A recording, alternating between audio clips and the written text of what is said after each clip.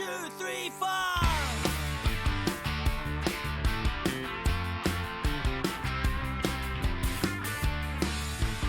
Hello and welcome to Chit Chat with Jed & Co, the show where everyone has their say. Can we ask you please subscribe free to our YouTube channel, comment and give us a like. Today's show comes from Studio 23 and is sponsored by St Mirren legend Tony Fitzpatrick's Legacy Comps Prize Bonanza. You can win some fantastic prizes which include a daily cash builder with a guaranteed £1,000 for only 99 pence a ticket. One of Tony's main objectives is to help youth sports clubs, charities and general good causes. Please give them a visit at legacycomps.com. Now, today's guest was brought up in Seedhill, Paisley. He went to school and felt he was taught to just be a regular. He then went on to university and discovered that was not for him. He worked 3 jobs and had his first taste of the world of fitness. Went into personal training, started his online coaching, joined Exceed and brought it from zero to hero. Many highs and lows along the way in his incredible journey.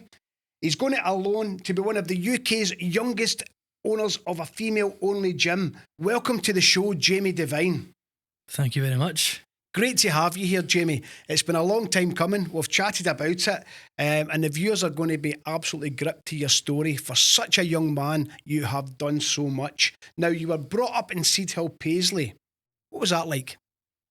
I actually loved it. I feel like I was born in 2001, and I feel like that was kind of towards the back end of the generations we used to play Kirby and go outside and play instead of playing on the PlayStations and all that. So I feel like I was outside quite a lot. And I think it taught me a lot about how I've came up through everything that I have, and it's taught me a lot of life lessons, so I'm grateful for it. Now, yeah, but obviously, you're in your own words, the school way of learning was not for you. Tell us a bit about that. What do you mean by that? I think it's still the same now as well. Like you're taught like how to do maths and English. It's quite basic, and then the further up you get, it obviously gets a little bit more complicated. But there's never anything about genuine life skills and like what to do when you leave school. What if you want to open your own business or become self-employed? There's nothing to do with that at all. And even when you go into college or university, there's still nothing to do with becoming self-employed. And I think it's something that probably should be taught because there is a lot of aspiration to do that from people. And obviously we're going to talk about how you have gone self-employed. Yeah. Was that as an even, you're a young man at the moment, but even younger, was that always in your mind, Jamie? Was that what you wanted to do? Or, you know, as that came, obviously we'll talk about that as the show develops, but was that always in your mind when you were younger? I think deep down it probably was. Towards the mid-20s, I think it became a lot more clearer, but especially when I left school, it probably wasn't at the forefront of my mind. So it's definitely something that I've developed a passion for over time. But you talk about your education in school not being for you, but you I believe you kind of stayed in the education system.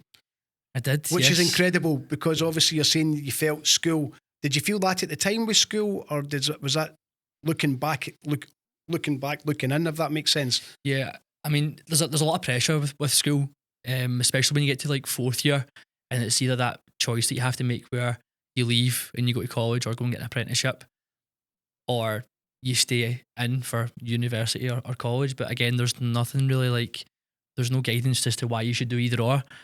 So there's a lot of pressure from my parents and school teachers as well to stay on and do the higher academics, which I did do, and I stayed for the last year of school and prom and whatnot. And don't get me wrong, it was amazing at the time.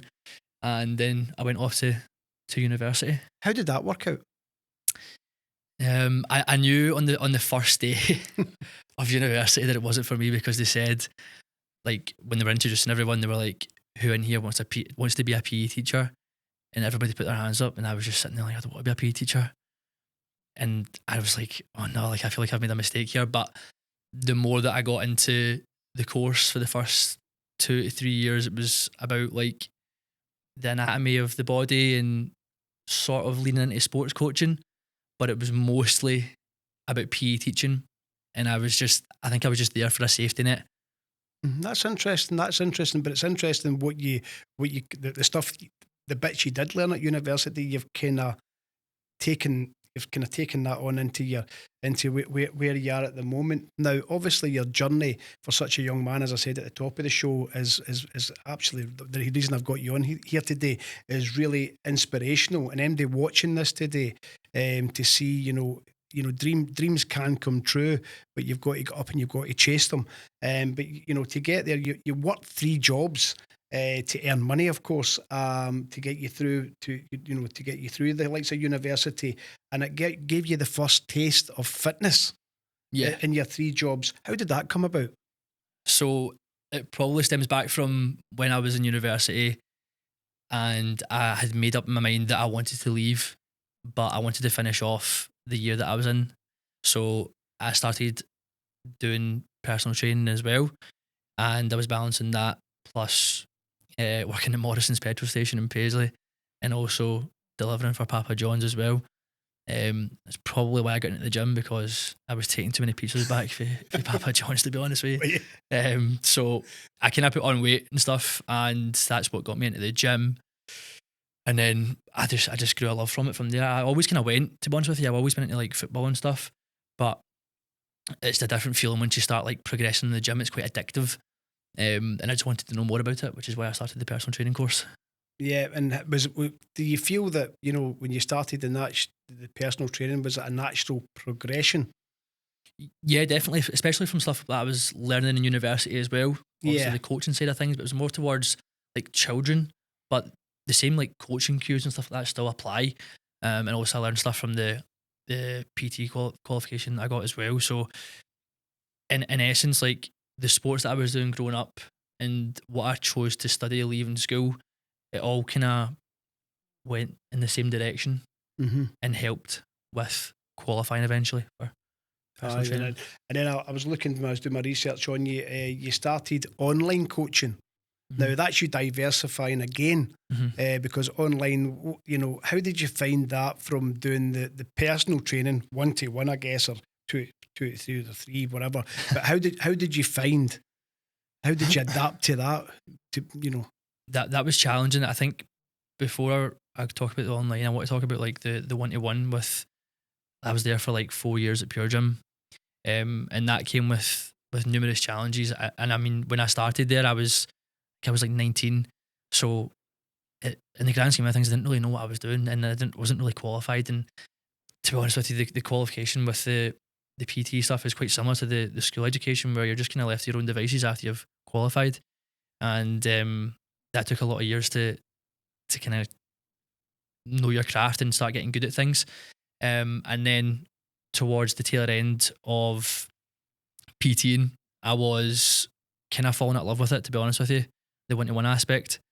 And that's when I put through an application to work with Ryan Atkin, and he accepted my application. I had to go through numerous stages of an interview, and I was told that I would be working with him on an online basis and in a gym as well, but we'll get on to that later. In terms of online, it was something that was totally new to me, and I wasn't quite sure how I would fare with not seeing people face to face, because it's all I've kind of known. And when I did make that jump, it was a very slow start, and there was a lot of things that people don't really think about when you're doing online coaching, and there's so much to it. The only good thing is that you can take a larger number of people online, because it takes up less time than 1-to-1. Let's say you had 20 1-to-1 clients, it would be 20 hours on the gym floor, but it's not necessarily the same for that as online. So yeah, that came with a lot of challenges as well. And to be honest, coming off the back of leaving Pure Gym, feeling pretty down about, again, that same old thing of, I don't even know where I want to be. Like, I'm not sure what way I'm going to go. Everything was still leading towards the same kind of path of where I'm at right now. I just didn't know it. And yeah, when I started online, it wasn't going too good, because it was so alien to me, and I was just, to be honest, kind of lost. But there was one thing that I always did enjoy alongside the online, and that was working in the gym, which was called Exceed. Exceeding that takes me nicely onto that. You must know my notes here. You joined Exceed and brought in your own words, Jamie, from 0 to hero. That's a big claim. Isn't it? No, Tell us more about obviously, that. obviously the guy that I started working with, Ryan Atkin, he's been a big, massive part of my journey. I'll tell you a quick little side story. When I was leaving school, in the back of my mind, there was always maybe trying out the personal training side of things, because when I had just left school, I think he had just bought his new house and he bought this new car, and I was like, how is he doing all this with PT? Like, I don't understand that. And then I was saying to my mum, I was like, I want to be like that guy. And then all of a sudden I'm working with him. So I have a lot to credit it to him. And also, when I joined the gym, he'd been open for a few months. So there was already a client base there. And we went through together, me and Ryan and another guy, Rab. We went through many ups and downs, learning things. And the main thing that I wanted to get from working with Ryan was to soak up as much knowledge as I could. And I definitely done that. So with the gym, I feel like I was the one that was always there, and I was constantly like, I just wanted to be there all the time, more so than my online. Not intentionally, I just felt myself gravitating towards that way. And I think people realised that and kind of respected me for that. And I grew a lot of great connections through Exceed that I've still kept to this day. And towards the end of me and Ryan Atkin working together, he was wanting to move abroad, to move to Spain. And towards the end of that, I think he couldn't really give his all to Exceed because he wanted to move so badly. And with that, we kind of struggled a little bit, and numbers started to drop a little bit, just a natural process. And because I didn't really have grips on it myself, I was still really passionate about it. And I think he was kind of drifting away towards that, which is totally fine because that's what he wanted to do. And then once he made that decision to leave, he hit me with the decision of possibly taking over the gym. And I took it with With both and hands. we'll talk about that. We'll talk about that in a wee second. But you never going back to that. You took it for zero to hero. Uh-huh. So that's the big thing about that. You feel as if you took it to the. Mm-hmm. That's over a long period of time. I think the hero part of that statement is from when I actually had full reins of it. I think I was planting seeds on the build up to that, and I learned a lot about myself more than anything else.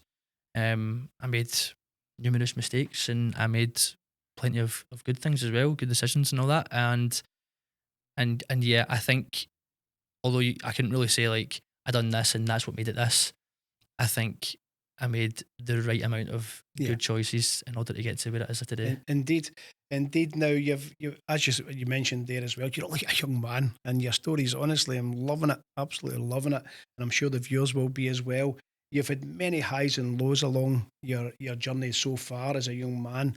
Any stories you can share with us? Any highs and lows that you feel that it's taught you? I think I struggled a lot with my confidence, which I didn't really think that I would have when I first started. Like, I've always been a confident guy per se, like out with of the profession. But when I actually started to coach a much larger number of people, when it came to it, I kind of found myself shelling away, and that also had an effect on me outside of my profession as well. I started neglecting myself, and I got into a really bad place mentally.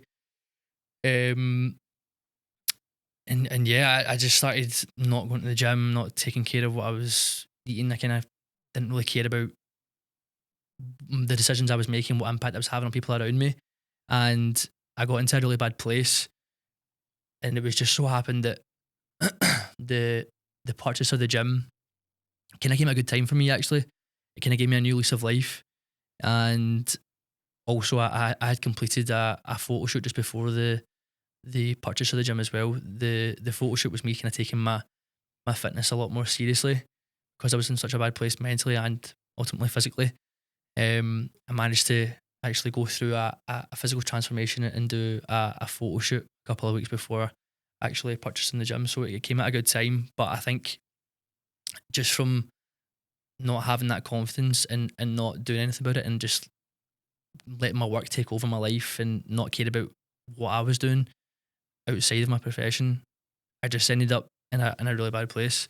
So I'm kind of grateful for the timing of everything. I think it's just weird how all the timings have worked out. It seems like every time I take a risk, it always kind of works out, which is I'm very grateful for. But I don't know how it happens. Though it happens through hard work. Yeah. It happens through dedication. And I say this to many people, many young people, showing my age now. You know, my own journey. There's no shortcut to success. Yeah, definitely. And if there is, there's no substance to it. Mm. You know, there's no shortcut to it. And that's what I'm saying. Sometimes you've got to feel the lows Mm-hmm. to appreciate the highs. Yeah, definitely. And the in-betweens, if that makes sense. Yeah.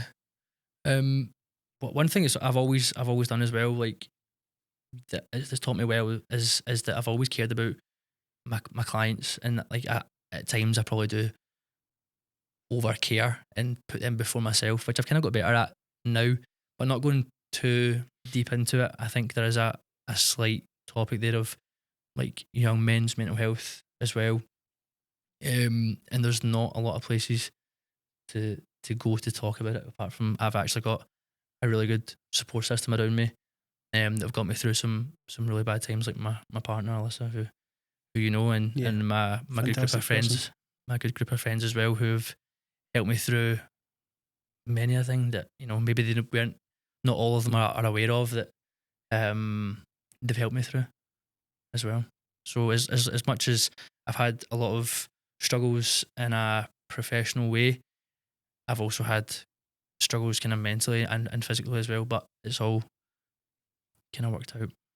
Which is, and thank you for sharing that, because it will resonate with a lot of people, and it is important, especially young men, young women, anybody, to talk about how they're feeling. Yeah, It's important. definitely. It's important because there's always people there, and you're out there now helping others that will come to the gym for the first time and nervous, and because you've been there. Yeah. And that's what that's important as well. Do you agree? Yeah, definitely. And as well, actual fitness and working on yourself is honestly the number one helper for if you're ever feeling like that physically or mentally. It's honestly the number one thing to not solve it, obviously, but help in a big way. It's true. It's about trying your very best. Now, you've gone on to be one of the UK's youngest ever gym owners, and it's for females only, as you said there. How does that feel, Jamie? And obviously, you kind of touched on the process. Mm-hmm. How does it feel to get from the wee boy at school, who, by your own words, you weren't taught to be a business owner, went to university, you knew right away that wasn't for you. You knew in the kind of background how you wanted to do it, but you didn't know how, you know, to actually get there at your age and be an owner. How does that feel? Surreal. I mean, still, when you said that there, I don't know, I felt myself smiling a little bit. I don't know, but I So just, you should be smiling. I know, but it's a weird feeling. I don't actually know. It's, people have asked me that in the gym, like what how does it feel now? I'm like, I don't know. It's not really changed. Like the feeling, I don't know if I need to achieve something massive again to maybe look back and be like, oh, I've done that. I feel like I'm just constantly chasing the next thing, which is probably not a good thing. To actually put it into words, how does it feel? I am proud of myself.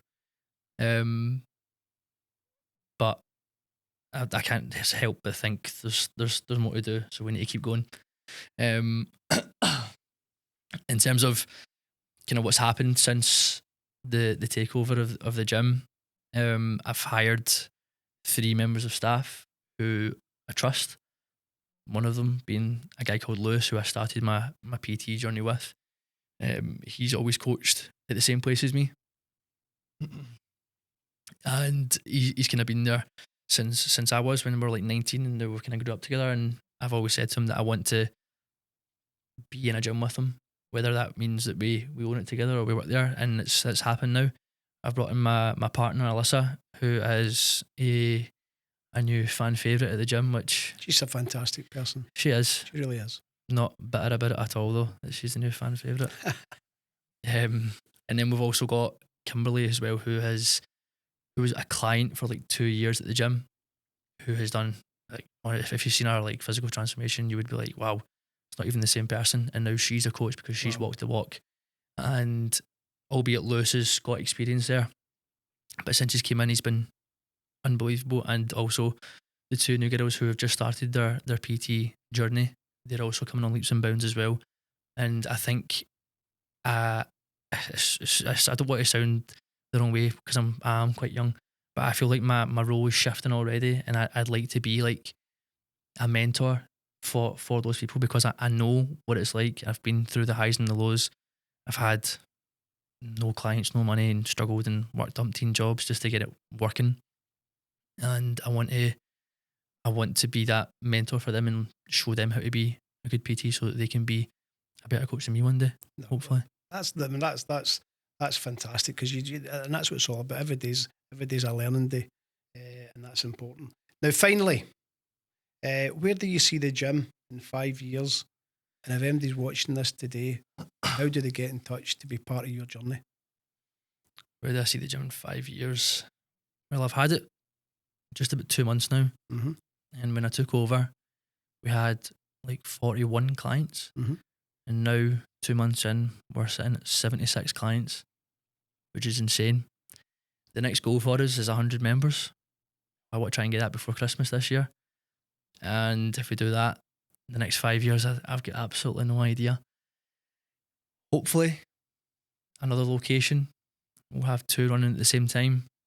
And yeah, we'll see where it goes. In order to find us and how to join us, on Instagram is what we use the most as our social media. It's at XC Glasgow. My personal page is Coach Jamie Devine. And if you want to join an amazing community, I honestly can't talk about how good the place is more without sounding too biased. We have put blood, sweat and tears in this, literally. And it is the best place to be if you're a woman in Paisley or any of the surrounding areas and you want to make a difference to your mental, your physical health. It is the place to be. Come and join a movement and be a part of something special that's bigger than us. There you are, Jamie. There we you go. are. What a journey for such a young man. Incredible. Crazy. Inspiring. Thank you. And you know, definitely, and anybody watching this today, get in touch. Absolutely. Highly recommend it. It's been a pleasure. Thank you very much. Thank you very much. Thank you very much. So that's our show for Chit Chat with Jed and Co, the show where everyone has their say. From Studio 23, can we ask you please subscribe free to our YouTube channel, comment and give us a like. Today's show is sponsored by St Mirren legend Tony Fitzpatrick's Legacy Comps Prize Bonanza. Please give them a follow at legacycomps.com. Thank you for watching.